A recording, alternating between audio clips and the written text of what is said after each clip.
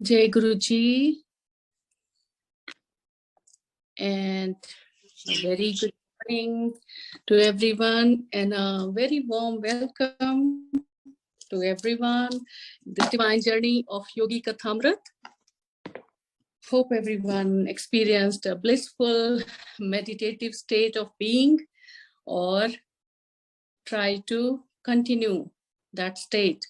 And during the daytime also, whenever you feel a little bit stressed out, or not too much like yourself, just try to be in the meditation, do the meditation for a few seconds, few minutes, and you'll be back to your normal self.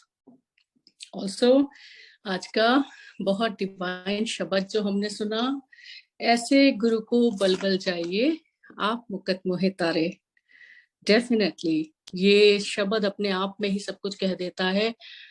जो खुद सद्गुरु हैं, जो ईश्वर हैं, जो स्वयं मुक्त हैं, जो पूर्ण गुरु हैं, वही हमें भी मुक्त करा सकते हैं, हमें भी मुक्ति दे सकते हैं. इसलिए गुरु जी के लिए ये शब्द पूरी तरह से सही साबित होता है. ऐसे गुरु को बल जाइए, आप मुकत मोहे तारे.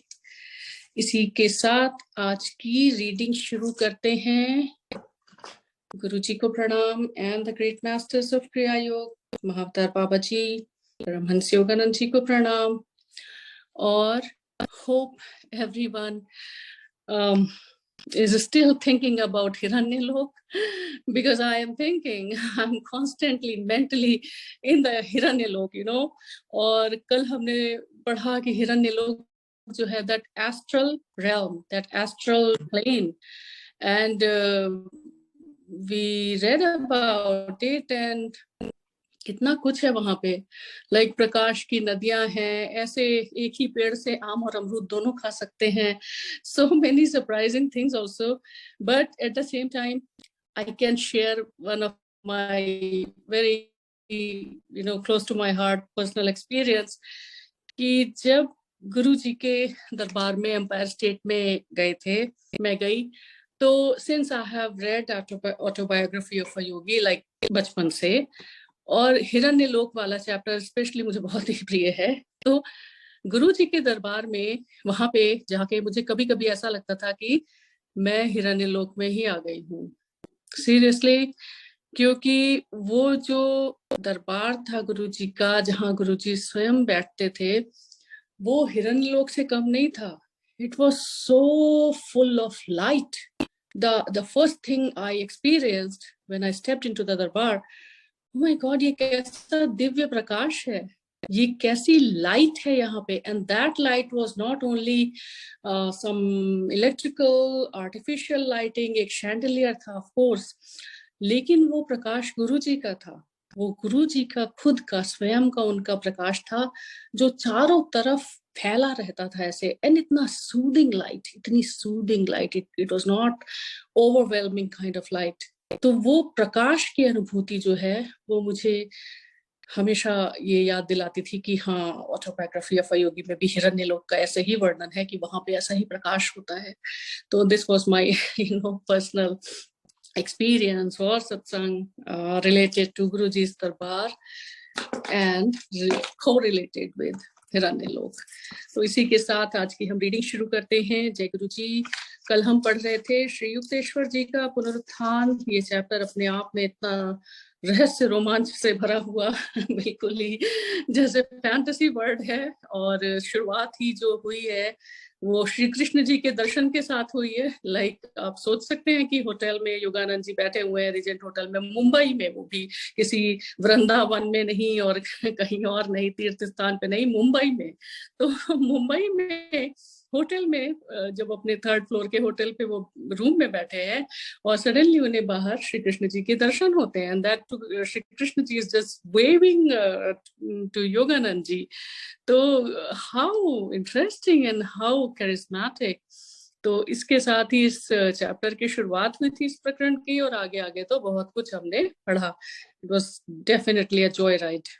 तो अब हम इसी को आगे पढ़ते हैं. प्रकरण 43, श्री युक्तेश्वर जी का पुनरुत्थान. जय गुरु जी. तो जब युक्तेश्वर जी योगानंद जी के सामने अपने एस्ट्रल फॉर्म में है, और वो जो जो कुछ बता रहे हैं एस्ट्रल वर्ल्ड के बारे में, इस डिफरेंट रेल्म के बारे में, विच इज कॉल्ड हिरण्यलोक, ये सारा वो वृतांत चल रहा है। और काफी इंटरेस्टिंग है। अब इसमें आगे बढ़ते हैं। तो हमने देखा कि श्री युक्तेश्वर जी ने बेसिकली ये बताया कि 3 लेयर्स हैं आत्मा के ऊपर, सोल या स्पिरिट के ऊपर। एक तो ये फिजिकल जो हम देखते हैं, मॉर्टल फॉर्म, फिजिकल स्थूल शरीर। दूसरा सूक्ष्म शरीर जो कि हिरण्य लोक में लोगों का होता है। सूक्ष्म शरीर, they are made of atoms of light, वो लाइट के जो अणु हैं उनसे बने हैं। And that is why when they die, even in Hiranya Lok they die, right. तो उनकी भी मृत्यु होती है, लेकिन उनकी मृत्यु यहाँ जैसी नहीं होती है। उनकी मृत्यु जब होती है तो वो जिस लाइट से बने हैं उसके जो एटम्स हैं वो पूरे डिकम्पोज हो जाते हैं, अलग हो जाते हैं।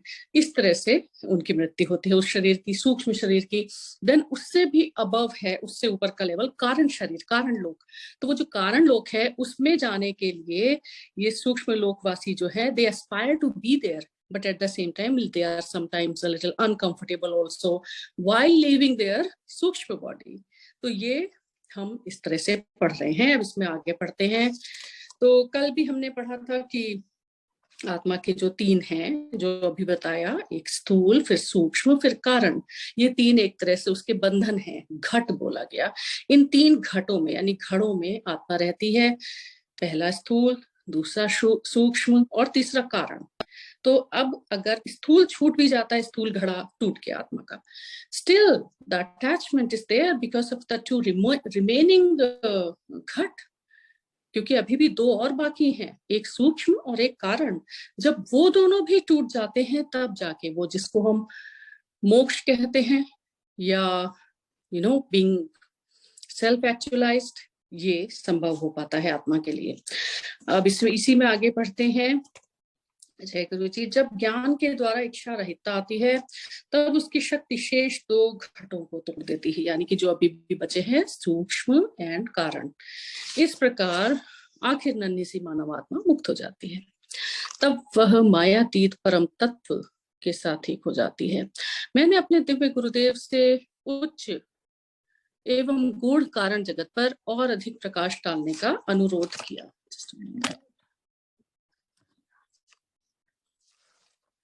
उन्होंने बताया कारण जगत वर्णनातीत रूप से सूक्ष्म है। उस जगत को समझ पाने के लिए मनुष्य को एकाग्रता की इतनी विराट शक्ति की आवश्यकता होगी कि वह अपनी आंखें बंद करके समस्त सूक्ष्म जगत और स्थूल जगत को, उस अति विशाल ज्योतिर्मय गुब्बारे को और उसके नीचे लटकती उस ठोस टोकरी को मन की आंख से देख सके और यह जान सके कि उन दोनों विश्वों का अस्तित्व केवल कल्पना में ही है।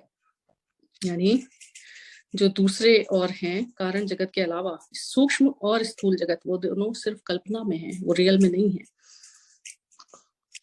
इस अति मानवीय एकाग्रता के द्वारा यदि कोई इन 2 विश्वों की उनकी सारी जटिलताओं समेत केवल कल्पना में परिणत कर सका तो तब वह कारण जगत में पहुंच जाएगा और मनोजगत तथा पदार्थ जगत के मिलन की सीमा रेखा पर खड़ा हो जाएगा। वहां खड़ा होकर मनुष्य ठोस पदार्थ, तरल पदार्थ, वायु, विद्युत, ऊर्जा, सब जीव, देवी देवता, मानव, प्राणी, पशु पक्षी, पेड़ पौधे, जीवाणु, सूक्ष्माणु आदि समस्त जीव निर्जीव जगत को चैतन्य के रूप में उसी प्रकार देखता है जिस प्रकार किसी मनुष्य को आंखें बंद करने के बाद भी अपने अस्तित्व का बोध रहता है, भले ही उसका शरीर उसकी आंखों को ना दिख रहा हो और केवल मन की कल्पना में ही उस समय उसका अस्तित्व हो।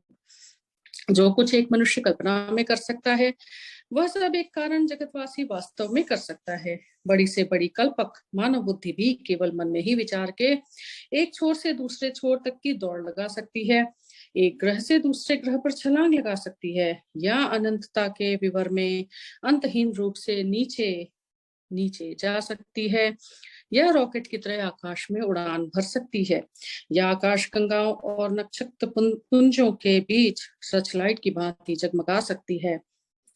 परंतु कारण जगत वासियों के पास इससे बहुत अधिक स्वतंत्रता है। वे बिना किसी भौतिक या सूक्ष्म बाधा के या बिना किसी कर्म बंधन की मर्यादा के अपनी इच्छाओं को सहज ही तत्क्षण साकार कर सकते हैं। तो ये कारण जगतवासी जो है बहुत ही हाईली एलिवेटेड सोल्स होते हैं।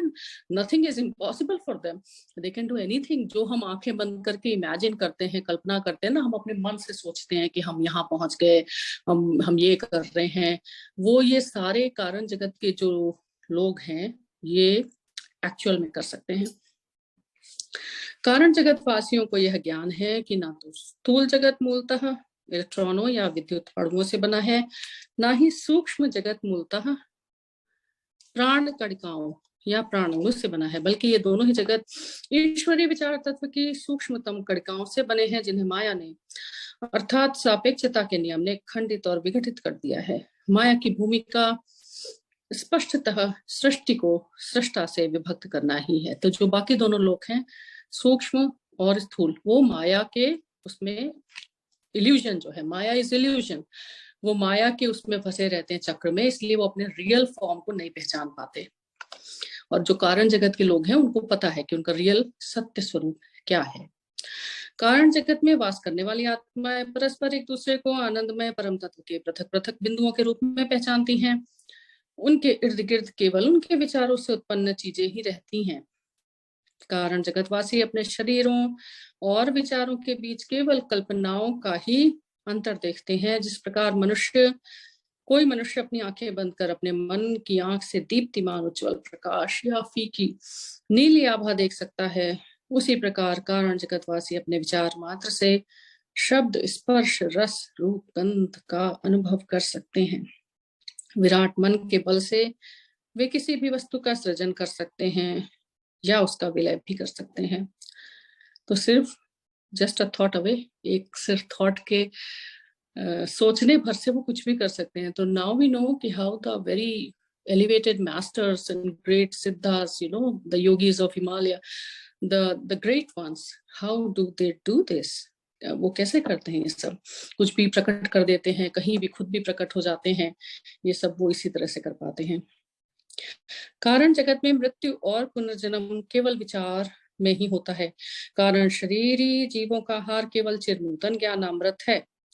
वे शांति के झरने से पान करते हैं, अनुभूतियों की पथ रहित भूमि में विचरण करते हैं और परमानंद के अनंत सागर में तैरते हैं। वह देखो कैसे उनके उज्ज्वल विचार देह परम तत्व के बने कोटि कोटि ग्रहों को, नवजात ब्रह्मांडों के बुलबुलों को, ज्ञान तारों को, अनंत के हृदय रूपी आकाश में फैले विविधि रंगी स्वर्णिम रंग छटाओं को तेजी से पीछे छोड़ते हुए आगे निकल जाते हैं। सो उनको खाने की भी जरूरत नहीं है, they don't need to eat. And जो ज्ञान अमृत है, ज्ञान का अमृत, राम रस जिसको शब्द वाणी में कहा गया, वही पीते हैं, उसी वे शांति के झरने से पान करते हैं और परमानंद के अनंत सागर में तैरते रहते हैं। How no, what a state of being, oh my God.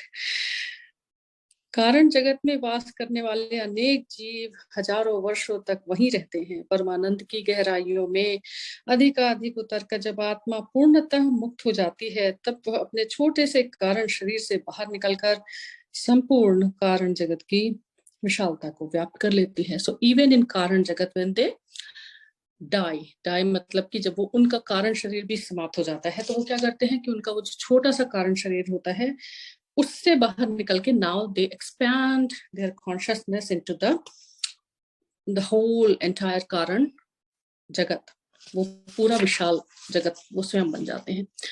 विचारों के भिन्न भिन्न भंवर, शक्ति, प्रेम, इच्छा, आनंद, शांति, अंतर्ज्ञान, स्थैर्य, आत्मसंयम और एकाग्रता की सारी वैशिष्ट प्राप्त लहरें सदा आनंद से उमड़ते परमानंद सागर में विलीन हो जाती हैं।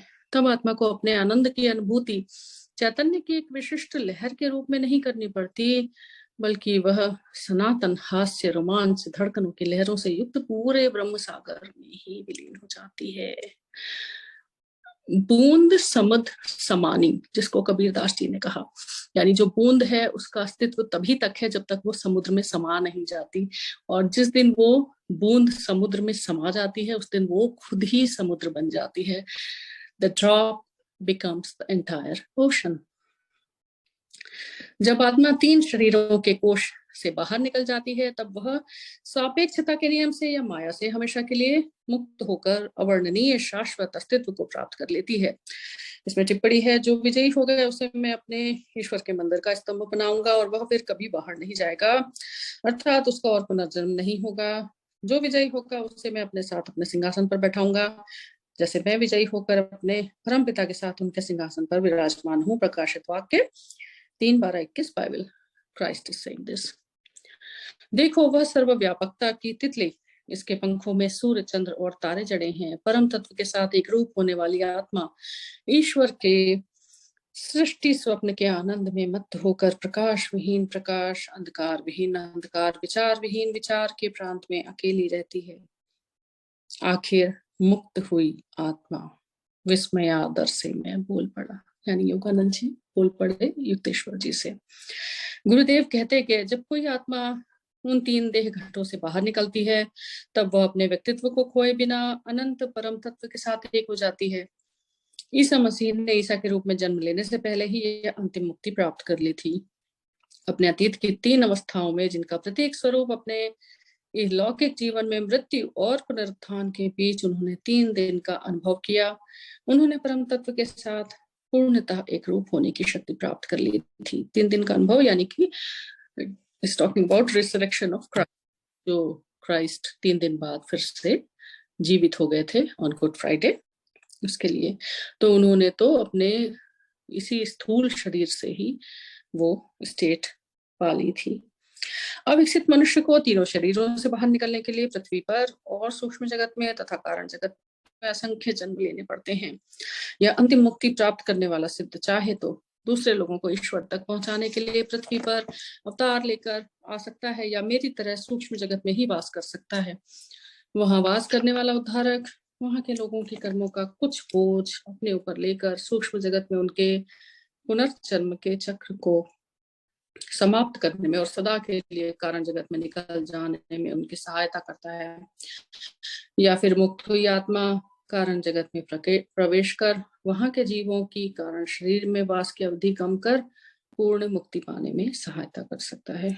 तो जो ऐसे हो गया सेल्फ रियलाइज्ड मास्टर्स, वो जो होते हैं great beings, they can help others. वो इसीलिए आते ही हैं इस संसार में कि जो अभी तक जिनको बिल्कुल भी सेल्फ रियलाइजेशन नहीं हुआ है, उन आत्माओं की वो मदद कर सकें ऊपर के और जो एलिवेटेड लोक हैं उसमें जाने के लिए। हे पुनरुत्थित आत्मन, मैं उन कर्मों के विषय में अधिक जानना चाहता हूँ जो जीवों को 3 जगतों में लौट आने के लिए विवश करते हैं। मेरे मन में विचार आ रहा था कि मैं सदा अकेले अपने सर्वज्ञ गुरु के वचनों को सुनता ही रहूं। पृथ्वी पर उनके जीवन के दौरान मैं कभी उनसे इतना ज्ञान एक ही बार में आत्मसात नहीं कर सका था। अब पहली बार जीवन और मृत्यु के शतरंज के गूढ़ अंतरालों का सुस्पष्ट और निश्चित ज्ञान मुझे हो रहा था। मेरे गुरुदेव ने अपनी आह्लादक आवाज में बताना शुरू किया, जब मनुष्य के सारे भौतिक कर्मों का अर्थात उसकी सारी इच्छा वासनाओं का पूर्ण नाश हो जाए, तभी वह सूक्ष्म जगत में अखंड वास कर सकता है। सूक्ष्म जगत में 2 प्रकार के जीव रहते हैं। जिन जीवों के पृथ्वी लोक से संबंधित कर्म अभी शेष हैं और इसलिए जिन्हें अपने कर्मों का ऋण चुकाने के लिए स्थूल शरीर धारण करना ही पड़ेगा, उन्हें मृत्युपरांत सूक्ष्म जगत के अस्थायी निवासी कहा जा सकता है, वहां के अधिष्ठित वासी नहीं, यानी शॉर्ट टर्म स्टे इन सूक्ष्म जगत। अगर जीव के जो अभी भी बहुत सारे ऐसे कार्मिक बैलेंस हैं जिनको अभी उन्हें पूरा करना है इस जगत में आके, तो वो जाते तो जरूर है सूक्ष्म जगत में, लेकिन for a temporary time period, not permanently. जिन जीवों के पृथ्वी से संबंधित कर्म अभी खत्म नहीं हुए हों, वे सूक्ष्म जगत में मृत्यु होने के बाद सृष्टि परिकल्पनाओं के उच्च कारण, नीचे टिप्पणी है, इसको बाद में पढ़ते हैं, उच्च कारण जगत में प्रवेश नहीं पा सकते। उन्हें केवल स्थूल और सूक्ष्म जगत के बीच ही बार बार आवागमन करना पड़ता है और बारी बारी से उन्हें 16 स्थूल तत्वों से बने स्थूल शरीर का तथा 19 सूक्ष्म तत्वों से बने सूक्ष्म शरीर का बोध रहता है। तथापि अपने प्रत्येक स्थूल शरीर के निधन के बाद पृथ्वीलोक से आने वाला अविकसित जीव अधिकांश समय मृत्यु निद्रा की गहरी मूर्छा में ही रहता है। सुंदर इस सूक्ष्म जगत का उसे लगभग कोई बोध नहीं होता। सूक्ष्म जगत में इस प्रकार की विश्रांति के बाद ऐसा जीव आगे की शिक्षा ग्रहण करने के लिए सूक्ष्म स्थूल जगत में वापस लौट आता है और बार बार आवागमन के द्वारा धीरे धीरे उसे सूक्ष्म लोगों का परिचय होता जाता है। तो नीचे टिप्पणी है कि श्री युक्तेश्वर जी ये बताना चाहते थे कि जैसे उन्होंने पृथ्वी पर अपने जीवन काल में अपने शिष्यों के कर्मों के बोझ को हल्का करने के लिए उनकी व्याधियां अपने ऊपर ले ली थी, वैसे ही सूक्ष्म जगत में भी उद्धारकर्ता होने के कारण वे हिरण्यलोक वासियों के कतिपय सूक्ष्म कर्म अपने ऊपर लेकर उनकी विकास गति को बढ़ाते हैं ताकि वे उच्चतर कारण जगत में जा सकें। सो द ग्रेट मास्टर्स जो वो यहाँ करते हैं इस पृथ्वी पर, वही वो ऊपर सूक्ष्म जगत में भी कर रहे हैं फॉर जो सूक्ष्म जगत के जीव हैं वहां के लिए। तो his role, his duties are still the same and he is still serving, right. ये नहीं कि वहां पे गए तो बस अब काम खत्म। सेवा, he is still serving God there also. तो ये है सेवा का भाव कि अपने को मोक्ष मिल गया, अपने को ज्ञान मिल गया, बस अब हमारा काम खत्म हुआ, ये नहीं, बल्कि to help elevate others also. दूसरी ओर सूक्ष्म जगत के सामान्य वासी या लंबे समय से वहां प्रस्थापित हो चुके वासी वे जीव हैं जो पृथ्वी से संबंधित इच्छा वासनाओं से हमेशा के लिए मुक्त हो चुके हैं और उन्हें पृथ्वी के निकृष्ट स्पंदनों में लौट आने की आवश्यकता नहीं है। ऐसे जीवों के लिए केवल सूक्ष्म और कारण जगत के ही कर्मों का क्षय करना शेष रहता है।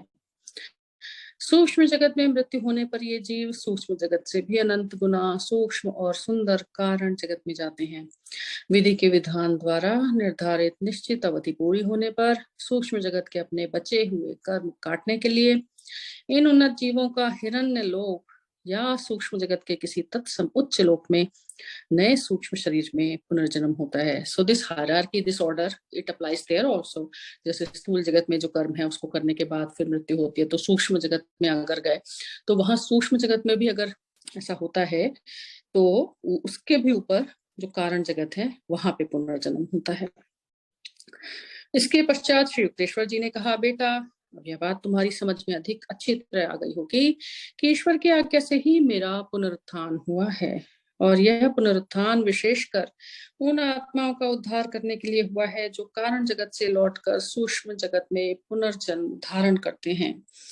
उन आत्माओं के लिए नहीं जो पृथ्वी लोक से सूक्ष्म जगत में आते हैं। पृथ्वी लोक से आने वाले जीवों के पृथ्वी से संबंधित कर्म यदि शेष हों तो वे हिरण्य लोक के समान किसी अति उच्च लोक तक नहीं पहुंच सकते। तो युक्तेश्वर जी अपनी सेम ड्यूटी, अपने सेम रोल में है, अपना जो वो यहाँ करते थे वही ऊपर भी कर रहे हैं सूक्ष्म जगत में, लेकिन now he is like promoted to teach the PhD class. जिस प्रकार पृथ्वी के अधिकांश लोगों ने ध्यान से प्राप्त होने वाली अंतर्दृष्टि के द्वारा सूक्ष्म जगत में जीवन के उच्चतर सुखों और लाभों को पहचानना नहीं सीखा और इसलिए मृत्यु के बाद पृथ्वी के ही सीमित निकृष्ट सुखों में लौट आने की उनकी इच्छा होती है, उसी प्रकार सूक्ष्म जगत में भी वास करने वाले अनेक जीव अपने सूक्ष्म शरीर के विघटन के समय कारण जगत के आध्यात्मिक आनंद की उच्च अवस्था की कोई कल्पना नहीं कर पाते और उसकी तुलना में सूक्ष्म जगत के अधिक स्थूल एवं निकृष्ट सुखों पर ही अपने विचार केंद्रित रखने के कारण उस सूक्ष्म जगत में ही लौट आने को ललायत रहते हैं। ऐसे जीवों के लिए सूक्ष्म जगत में मृत्यु होने के बाद उस कारण जगत के भाव लोकों में अखंड वास कर पाने के लिए जो विधाता से केवल एक महीन पर्दे द्वारा ही अलग है, सूक्ष्म जगत से संबंधित अत्यंत भारी कर्मों को काटना आवश्यक होता है। तो जो कारण जगत है, ये जो एक ऑर्डर है, एक हायरार्की है कि पहले स्थूल फिर सूक्ष्म फिर कारण। तो इवन जो सूक्ष्म जगत के जीव हैं उनको भी समटाइम्स जैसे स्थूल जगत के लोग हैं तो वो इसी सब को जो इंद्रिय सुख हैं और जो ये सब इस वर्ल्डली प्लेजर्स हैं इन्हीं को समझते हैं कि यही सब कुछ बहुत अच्छा है और इसी में बार बार लौट के आते रहते हैं। उसी तरह से सूक्ष्म जगत के लोग भी हैं, उनको भी वो रियलाइजेशन नहीं होता ये कारण जगत इससे भी अच्छा है, तो वो वापस सूक्ष्म जगत में ही आते रहते हैं। बट एक्चुअल में जो कारण जगत है, जो हाईएस्ट है, मोस्ट एलिवेटेड है, that is the most close one two God. वो सबसे ज्यादा जो रियलाइज्ड बीइंग्स हैं वो वहां पे होते हैं, क्योंकि वो ईश्वर के इतने निकट है कि उन्होंने लिखा कि सिर्फ एक महीन पर्दा है बीच में। कारण जगत में कोई जीव तभी हमेशा के लिए रह सकता है जब आंखों को सुखद लगने वाले सूक्ष्म जगत के किसी सुख की उसमें कोई इच्छा ना रही हो, जो उसे सूक्ष्म जगत में वापस आने का लालच दे सके। हाँ, तो ऑफ कोर्स सूक्ष्म जगत में तो हमने पढ़ा कितना कुछ होता है, इतने इतने तरह की प्रकाश की नदियां हैं, अमृत के झरने हैं, तो कौन वहां से भी लोगों का अटैचमेंट हो जाता होगा, वो जाना नहीं चाहते होंगे। इसलिए वह कारण जगत से संबंधित कर्मों को काटने के कार्य को पूरा करते हुए, अर्थात सभी गत इच्छा वासनाओं के बीजों को पूर्ण नष्ट करते हुए, घट में बंद हुई आत्मा ज्ञान के 3 ढक्कनों में से आखिरी ढक्कन को भी उछाल कर फेंक देती है, और इस कारण शरीर रूपी आखिरी घट से बाहर निकलकर परम तत्व में विलीन हो जाती है। तो जो थर्ड लेयर है उसको भी पूरी तरह से उतार फेंकना, वही आत्मा का उद्देश्य होता है। सेल्फ रियलाइजेशन, सेल्फ एक्चुअलाइजेशन उसके बाद ही संभव हो पाता है। अब तुम्हारी समझ में आ गया? गुरुदेव ने अत्यंत मधुर मुस्कान के साथ पूछा। जी हाँ, आपकी कृपा से मैं आनंद एवं कृतज्ञता से अवाक हो गया हूँ। Let's think about it, internalize this. जब ध्यान में बैठेंगे तो इस बारे में सोचिएगा जरूर कि कितना सिंप्लीफाई कर दिया युक्तेश्वर जी ने, और कितनी आसानी से ये पूरे स्टेप बाय स्टेप प्रोसीजर, ये हायरार्की, ये ऑर्डर जो है आत्मा का, ये जो 3 लेयर्स हैं, 3 घट हैं, इनके बारे में कितनी आसानी से समझा दिया। जैसे योगानंद जी कह रहे हैं कि वो आनंद और कृतज्ञता से अवाक हैं, उसी तरह से हम सबको लग रहा है। ना किसी गीत से और ना किसी कथा से मुझे पहले कभी ऐसा प्रेरणाप्रद ज्ञान प्राप्त हुआ था। बिल्कुल, हिंदू शास्त्रों में कारण जगत और सूक्ष्म लोगों का तथा मनुष्य के 3 शरीरों का उल्लेख तो है, पर कितने पहुंच से बाहर और अर्थहीन लगते हैं शास्त्रों के वे पन्ने मेरे पुनरुत्थित गुरुदेव के जीवंत वर्णन के सामने। उनके लिए सचमुच कोई ऐसा क्षेत्र नहीं बचा जहां जाकर कोई लौट नहीं सकता। सिर्फ किताबी ज्ञान ज्ञान नहीं होता है, गुरु जी कहते थे कि सिर्फ किताबी पाठ पाठ नहीं होता। तो सिर्फ किताबें पढ़ लेने तो भी नहीं समझ में आ सकता, लेकिन यहाँ तो श्री युक्तेश्वर जी ने उसको प्रैक्टिकल समझा। मेरे गुरु आगे कहते गए, मनुष्य के तीनों शरीरों की अंतव्याप्ति उसकी त्रिविध प्रकृति के माध्यम से अनेक प्रकारों से अभिव्यक्त होती है। पृथ्वी पर जागृत अवस्था में मनुष्य को अपने इन 3 माध्यमों का थोड़ा बहुत बोध रहता है। जब वह शब्द, स्पर्श, रस, रूप, गंध के इंद्रिय सुखों की प्राप्ति का प्रयास करता रहता है, तब वह मुख्यतः अपने जड़ शरीर के माध्यम से कार्य कर रहा होता है, यानी हमारी स्थूल बॉडी, स्थूल शरीर। कल्पना करते समय या इच्छा करते समय वह मुख्यतः अपने सूक्ष्म शरीर के माध्यम से कार्य कर रहा होता है। यानी जब हम मेंटली एक्टिव हैं, मेंटली काम कर रहे हैं, ध्यान कर रहे हैं, योग कर रहे हैं, तो वो हम बेसिकली अपनी सूक्ष्म शरीर की ऊर्जा से कर रहे हैं, उसके माध्यम से कर रहे हैं। जब वह आत्मचिंतन या ध्यान की गहराइयों में डुबकी लगाता है तो वो अपने कारण शरीर के माध्यम से कार्य कर रहा होता है। यानी कि जब हम सच में एक होता है कि बस ऊपर ऊपर से आंख बंद कर लिया और ध्यान हो नहीं रहा, और एक होता है कि जब सच में ध्यान की गहराइयों में डूब रहे हैं तो वो कारण शरीर के माध्यम से होता है। जो मनुष्य बार बार अपने कारण शरीर से संपर्क करने का अभ्यस्त होता है, उसी के मन में दिव्य प्रतिभा के विराट विचार आते हैं। यानी कि जब गहरे ध्यान में डूबते हैं और कारण शरीर से वो हमारा कांटेक्ट हो जाता है, कनेक्शन हो जाता है, तो उसी में फिर दिव्य प्रतिभा के विचार आते हैं। इस अर्थ में मोटे तौर पर किसी व्यक्ति को भौतिकवादी मनुष्य, स्फूर्तिवान मनुष्य या प्रतिभाशाली मनुष्य के रूप में वर्गीकृत किया जा सकता है। बिल्कुल, जो बहुत ज्यादा वर्ल्डली चीजों में ही खाली इंटरेस्ट लेता है तो वो भौतिकवादी हुआ कि अब ये लेना है, अब ये लेना है। स्फूर्तिवान यानी कि सब कुछ करते हैं लेकिन बहुत स्पिरिचुअली नहीं, तो वो सूक्ष्म शरीर से उसके माध्यम से काम करते हैं। और तीसरा जो है, जो हाईएस्ट एंड मोस्ट डिजायरेबल है, कि प्रतिभाशाली, यानी कि जिसके अंदर सचमुच जो कारण शरीर है उसके माध्यम से वो गहन आध्यात्मिकता के साथ जुड़ाव अपना रखता है। जैसे in psychology, like specially in Freudian psychoanalysis, it is very very interesting how everything is so connected, like the concept of id, ego and super ego, you know, in psychoanalysis, बहुत सिंप्लीफाई करके बता रही हूँ।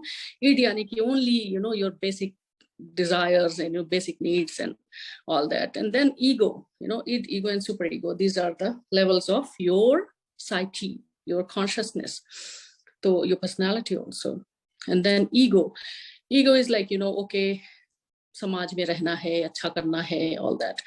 And then comes the super ego, कि जो सबके लिए अच्छा है, समाज सेवा या इस तरह के काम करने हैं। तो ये सब कुछ आपस में कितना रिलेटेड है, hence proven that it's all so scientific.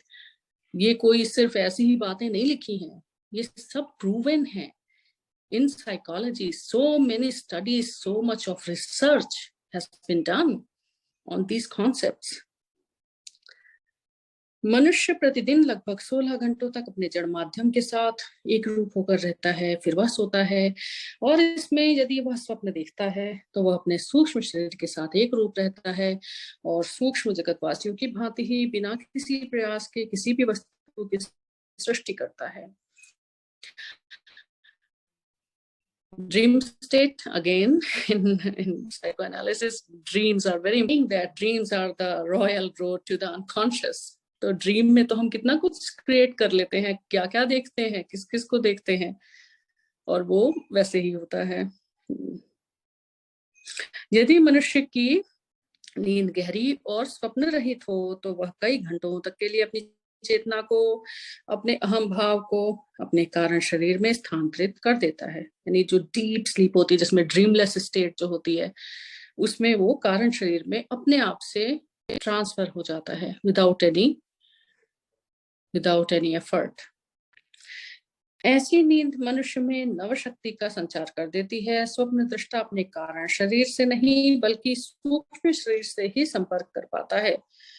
उसकी नींद पूर्णतः नव शक्ति का संचार नहीं करा सकती। तो वी ऑल हैव एक्सपीरियंस ना, कि जब हम बहुत ही साउंड स्लीप सोते हैं, व्हाट वी से, सुबह उठ के अरे याद ही नहीं रहा, मतलब पता ही नहीं लगा 6 घंटे या व्हाटएवर 7 या 8 घंटे कैसे सो गए और सीधे सुबह आंख खुली, पता ही नहीं लगा, कोई सपना नहीं याद, कुछ नहीं। तो वो अवस्था है जिसमें हम अपने कारण शरीर से संपर्क में होते हैं। और उसके अलावा जो है कि अच्छे अच्छे वाले ड्रीम दिख रहे हैं, सुबह उठ के भी हाँ बहुत अच्छी नींद आई, वो जो है सूक्ष्म शरीर के साथ अपनी संपर्क के कारण होते हैं। जब श्री युक्तेश्वर जी ये सारा प्रेम पूर्ण आख्यान कर रहे थे, तब मैं प्रेम के साथ उनका अवलोकन कर रहा था। क्वाइट अ लॉट एक्चुअली, कितना कुछ ज्ञान उन्होंने दिया योगानंद जी को। मैंने कहा Divya Gurudev, just a second please, there a call, thank you. मैंने कहा दिव्य गुरुदेव, आपका यह शरीर ठीक वैसा ही दिखाई देता है जैसा यह तब दिखाई दे रहा था जब पूरी आश्रम में आखिरी बार मैं इसके सामने रोया था, यानी जब युक्तेश्वर जी ने समाधि ली थी पद्मासन में बैठ के। हाँ, मेरा यह नया शरीर उस पुराने शरीर का बिल्कुल तत्सम प्रतिरूप है। मैं अपनी इच्छा अनुसार जब चाहे इस शरीर को साकार करता हूँ या विसर्जित कर देता हूँ, और पृथ्वी पर अपने वास की तुलना में यह बहुत अधिक बार करता हूँ। इस शरीर को तुरंत विसर्जित कर मैं प्रकाश के माध्यम से तत्क्षण एक लोक से दूसरे लोक पहुंचता हूँ, या सूक्ष्म जगत से कारण जगत में या स्थूल जगत में भी पहुंच जाता हूँ, ट्रैवलिंग ऑन लाइट। प्रकाश के माध्यम से, ये तो साइंस प्रकाश वर्ष में हम नापते हैं, it's a measurement of time, right. किसी ग्रह की हमारे से क्या दूरी है, तो उसको हम किसी और तरीके से नाप ही नहीं सकते हैं, तो हमारे लिए एक ही है प्रकाश वर्ष, लाइट ईयर। तो जब लाइट ईयर है तो लाइट एक माध्यम भी है ट्रैवल का। तो युक्तेश्वर जी भाई कह रहे हैं, गुरुदेव मुस्कुराए, आजकल तुम इतनी तेजी से यहाँ से वहां जा रहे हो, परंतु तुम्हें मुंबई में ढूंढ निकालने में मुझे कोई दिक्कत नहीं हुई, इसीलिए। ओह गुरुदेव, आपकी मृत्यु पर मैं इतना गहरा शोक कर रहा था। मेरी मृत्यु हुई ही कहाँ है, इसमें कुछ परस्पर विरोधाभास नहीं है। श्री युक्तेश्वर जी के नेत्रों में प्रेम और मनोरंजन की चमक आ गई। उन्होंने फिर कहना शुरू किया, पृथ्वी पर तुम केवल स्वप्न देख रहे थे और उस पृथ्वी पर तुमने मेरे स्वप्न शरीर को देखा। बाद में उस स्वप्न शरीर को तुमने समाधि दे दी। अब उससे सूक्ष्म मेरा यह मांस का शरीर जिसे तुम देख रहे हो और अभी भी जिसे तुमने इतना कसकर बाहों में भर रखा है, ईश्वर के पृथ्वी से अधिक सूक्ष्म एक लोक में पुनरुत्थित हुआ है। किसी दिन इस सूक्ष्म शरीर का और उस सूक्ष्म लोक का भी अंत हो जाएगा, ये भी सदा के लिए नहीं है। स्वप्न के सभी बुलबुलों को जागृति के एक अंतिम स्पर्श से फूट जाना होगा। बेटा योगानंद, स्वप्नों और सत्य के बीच के भेद को समझो। तो स्वप्न, जगत स्वप्न है। उसी तरह से even after this physical word, जिसको हम फिजिकल डेथ कहते हैं, वो भी खत्म हो जाने के बाद जो दूसरा सूक्ष्म शरीर है और सूक्ष्म लोक है, इवन वो भी एक स्वप्न है। थोड़ा अच्छी क्वालिटी का है, थोड़ा बेटर क्वालिटी का है, पर इवेंचुअली वो भी एक ड्रीम स्टेट ही है। Even that is not real. तो वो जब सारे स्टेट्स खत्म हो जाते हैं ड्रीम के, तब जब उन्होंने कहा ना, स्वप्न के सभी बुलबुलों को जागृति के एक अंतिम स्पर्श से फूट जाना होगा, तब जाके कहीं वो मोक्ष या सेल्फ रियलाइजेशन अचीव होता है। इस वेदांती पुनरुत्थान के विचार से मैं आश्चर्य से भर उठा। इसमें नीचे टिप्पणी है वेदांती के लिए कि जीवन और मृत्यु केवल विचारों का ही खेल है। वेदांत बताता है कि ईश्वर ही एकमेव सत्य है और सारी सृष्टि या पृथक अस्तित्व केवल भ्रम अर्थात माया है। अद्वैतवाद के तत्व ज्ञान को शंकराचार्य के उपनिषद भाष्यों में सबसे अच्छे प्रकार से व्यक्त किया गया है। तो ये तो वेदांत का सार ही है, एको ब्रह्म द्वितीयो नास्ति, यानी सिर्फ एक ब्रह्म ही है और बाकी सब माया है। शंकराचार्य जो है, आदि गुरु शंकराचार्य, उन्होंने बहुत इसके ऊपर भाष्य लिखे हैं। मुझे अपने आप पर लज्जा आई कि मुझे पुरी में गुरुदेव के निष्प्राण शरीर को देखकर उन पर दया आई थी। आखिर अब मेरी समझ में आ गया कि मेरे गुरुदेव सदा ही ईश्वर में जागृत रहे थे और उनके लिए पृथ्वी पर उनका जीवन एवं मृत्यु तथा उसके बाद उनका यह पुनरुत्थान सृष्टि के विराट स्वप्न में ईश्वर की कल्पनाओं के खेल से अधिक कुछ था ही नहीं। अब मैंने तुम्हें अपने जीवन, मृत्यु और पुनरुत्थान की वास्तविकताएं बता दी हैं योगानंद। मेरे लिए शोक मत करो, बल्कि ईश्वर के स्वप्न में रचित मनुष्यों की इस पृथ्वी से ईश्वर के स्वप्न में ही रचित सूक्ष्म शरीरधारी आत्माओं के एक अन्य लोक में मेरे पुनरुत्थान की यह कहानी सबको बताओ। इससे संसार के दुखग्रस्त, मृत्यु भय से पीड़ित स्वप्न दृष्टाओं के हृदय में नई आशा का संचार होगा। तो ये पैराग्राफ रिमाइंड्स मी कि गुरु जी ने कहा ये किताब पढ़ने को। अब आप समझ सकते हैं क्यों गुरुजी ने सिर्फ यही एक पर्टिकुलर बुक पढ़ने के लिए बोला और कोई भी नहीं। शिव पुराण, ऑफ कोर्स, क्योंकि गुरुजी महाशिव हैं साक्षात, और ये योगी कथामृत आत्मकथा, ऑटोबायोग्राफी ऑफ अ योगी, जिससे हम समझ सके व्हाट्स गोइंग ऑन, ये चल क्या रहा है। ये जिस ढंग से इसमें समझाया गया है, इतना सिंप्लीफाई करके, और इतना जो सारे इतने गहरे गूढ़ रहस्य हैं वेदांत के, जिसको आज तक कोई समझ नहीं पाया है, इसके जरिए गुरु जी ने कहा है, मतलब डेफिनेटली इसमें है वो जो हमें चाहिए। जैसे उन्होंने कहा ना योगानंद जी को, युक्तेश्वर जी ने, कि अब तुम सबको बताओ, गो एंड टेल एवरीवन, जो इस लोक के लोग हैं उन सबको बताओ इन सब के बारे में जो मैंने तुम्हें बताया। उसी तरह से गुरु जी ने कहा संगत में कि अब तुम लोग ये पढ़ो, जिससे, और गुरु जी ने तो यहाँ तक कहा था ये मेरी कहानी है। इसीलिए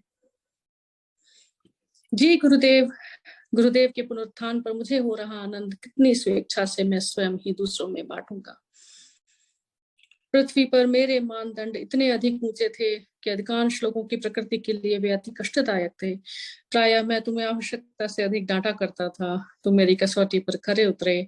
मेरी सारी डांट फटकार के बादलों के बीच से तुम्हारा प्रेम चमकता ही रहा। अब मैं कभी अपनी दृष्टि कठोर नहीं करूंगा, कभी तुम्हें डांट फटकार नहीं लगाऊंगा।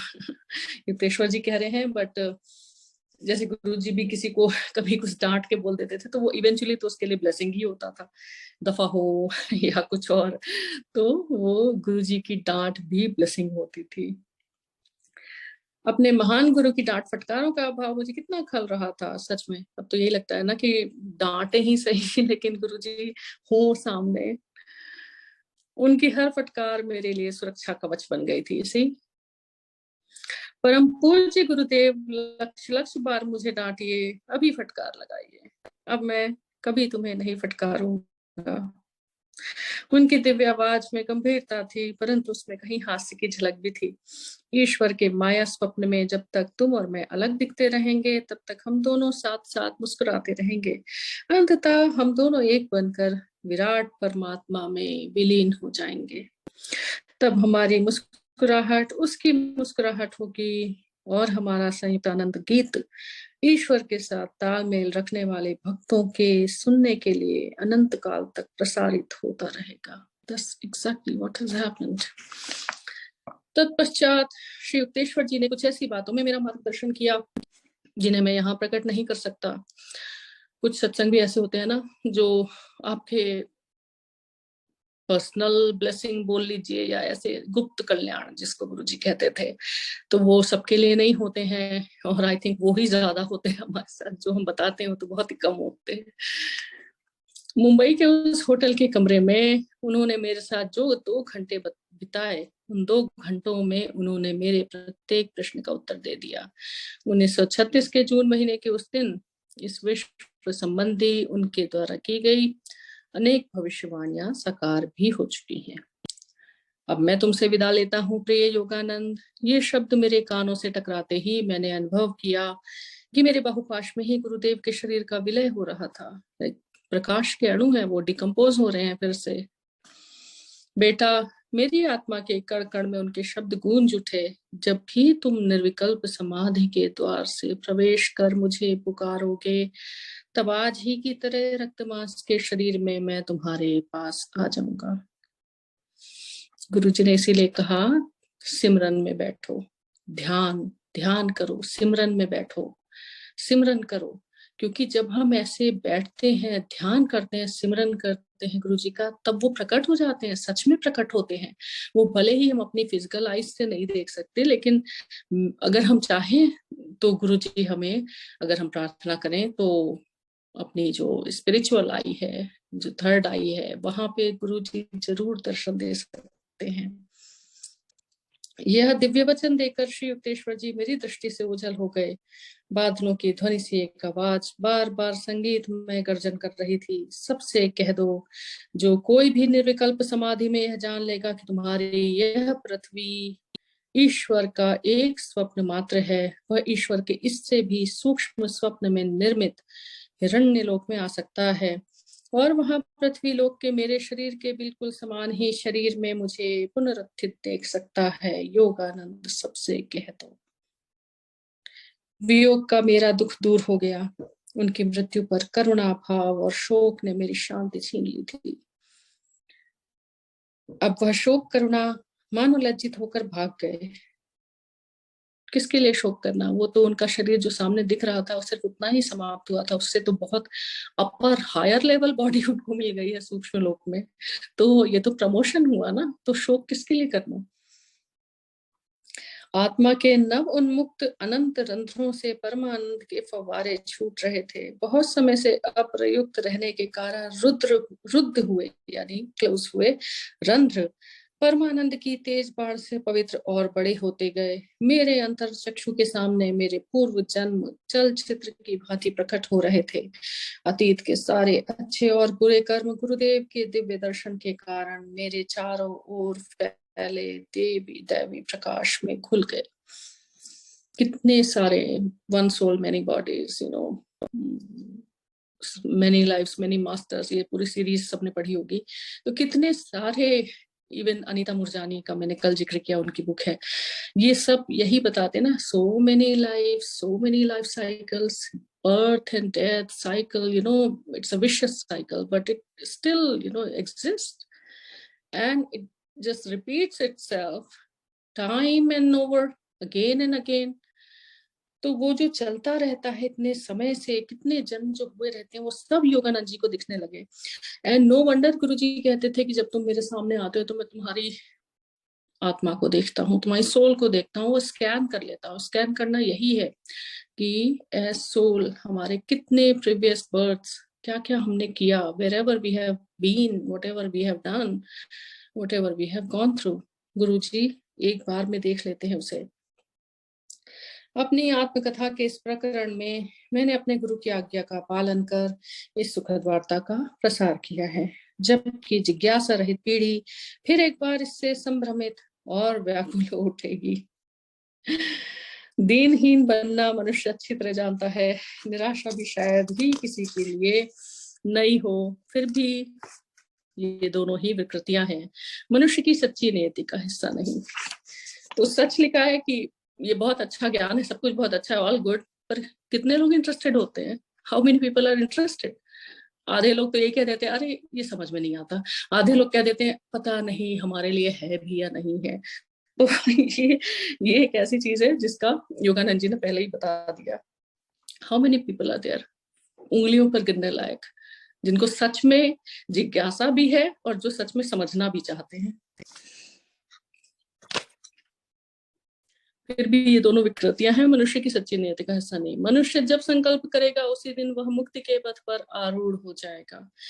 बहुत अधिक समय तक उसने तुम मिट्टी हो मिट्टी में मिल जाओगे का उपदेश करने वालों के निराशावाद से लथपथ उपदेशों को सुन लिया है और अजय आत्मा की ओर कभी ध्यान ही नहीं दिया। हाउ ट्रू, यही है ना डिसअपॉइंटिंग बातें, अरे मिट्टी का शरीर है, मिट्टी में मिल जाना है, क्यों ये सब करना है। ये तो एक बहुत ही इसको बोलते हैं ना टनल विजन है, बहुत ही छोटी सोच है। उससे ऊपर उठ के देखना है कि हम, हमारा सत्य स्वरूप आत्मा है, आत्म स्वरूप है हम।